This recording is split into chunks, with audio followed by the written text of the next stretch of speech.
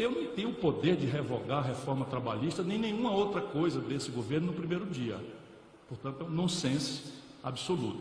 O que é que eu digo com clareza? É que nós precisamos substituir esta selvageria, a quem demos o nome de reforma trabalhista, por uma verdadeira reforma trabalhista, que eu vou propor nesses 6 meses. Vou convocar os empresários, vou convocar os trabalhadores, vou convocar a universidade, vou convocar a legislação internacional comparada.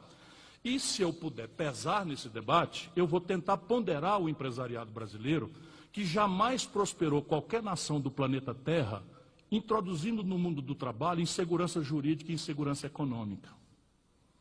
Não por acaso, o país mais agressivamente competitivo entre os países industriais é a Alemanha, que tem o maior custo por hora trabalhada do planeta Terra.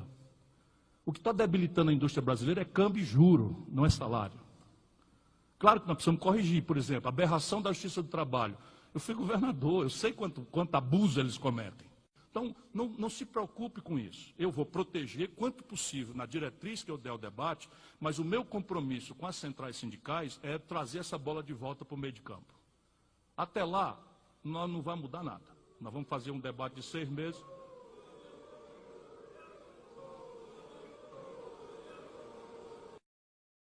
Confiança não é simpatia.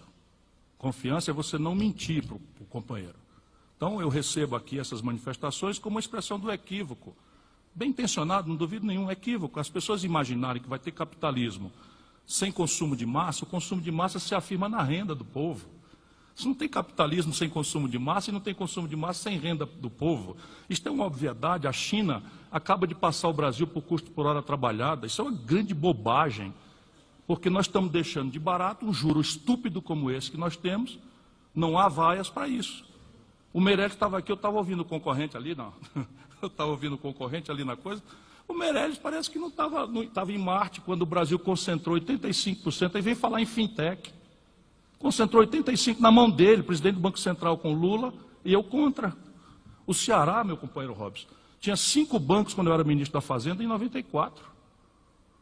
A carga tributária brasileira, quando eu fui ministro, cavalheiros e damas, especialmente os que me homenagearam aí com essa...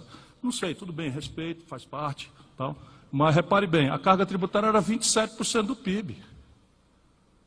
Com o Fernando Henrique passou para 36,5%. A dívida pública com o Itamar, comigo, que tive o maior superávit primário da história do Brasil, vão no Google. 5,2% do PIB foi o superávit primário no ano 94. Eu, ministro da Fazenda, ano eleitoral, e o do último trimestre, que é o ano que se mais gasta tradicionalmente no Brasil. Vamos ver quem fez o maior superávit. Eu comprei a dívida mobiliária do Ceará com 20 anos de antecedência no seu vencimento, porque trabalhava com o maior superávit primário do Brasil, nunca repetido por ninguém. Então, eu tenho uma certa autoridade para tratar os assuntos e olhar as coisas com um olho complexo. Vejam bem, 50 milhões de compatriotas nossos estão vivendo o pão que o diabo amassou, na informalidade e no desemprego.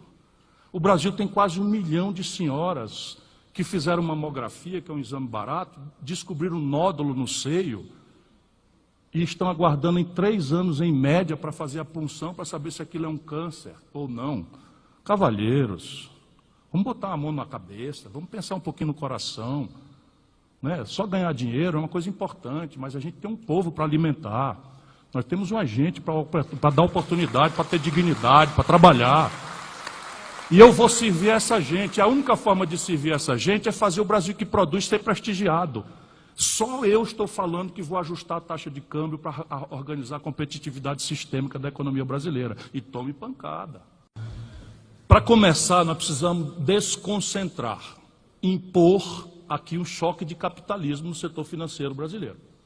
Por quê? Porque nós permitimos, nos últimos 15 anos, contra a minha opinião, quantas vezes escrevi, quantas vezes reclamei, e as pessoas acham que é porque eu sou zangadinho, não sei o que, sangue quente, não é nada disso, é que eu sou um estudioso, vivo dedicado ao Brasil a minha vida inteira.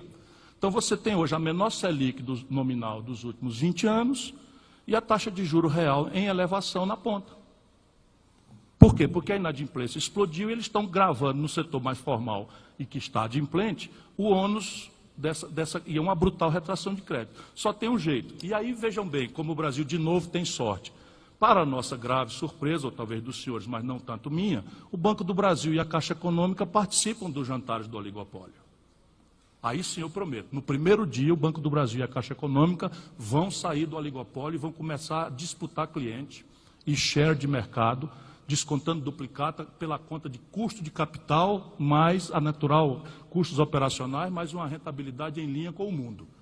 Isso quer dizer 0,75 para começar, contra um e-mail que tem hoje de desconto de duplicata ao mês, nós estamos falando aqui. Depois impor uma regulação das fintechs que não permita que o oligopólio tome conta.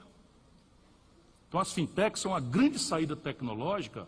Lamentavelmente, aqui o risco é começarmos a internacionalizar o sistema financeiro, que eu não gostaria que acontecesse.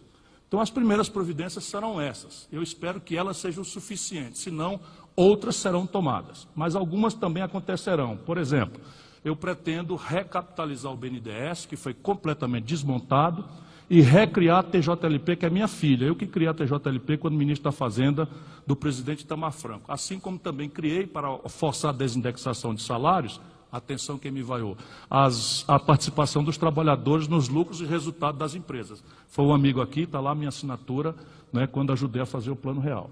Portanto, eu estou absolutamente sensível, porque os dois preços centrais da economia que estão desindustrializando o Brasil são juro e taxa de câmbio. E eu vou agir pesadamente nesses dois preços centrais para devolver à indústria brasileira a capacidade de sobreviver e competir.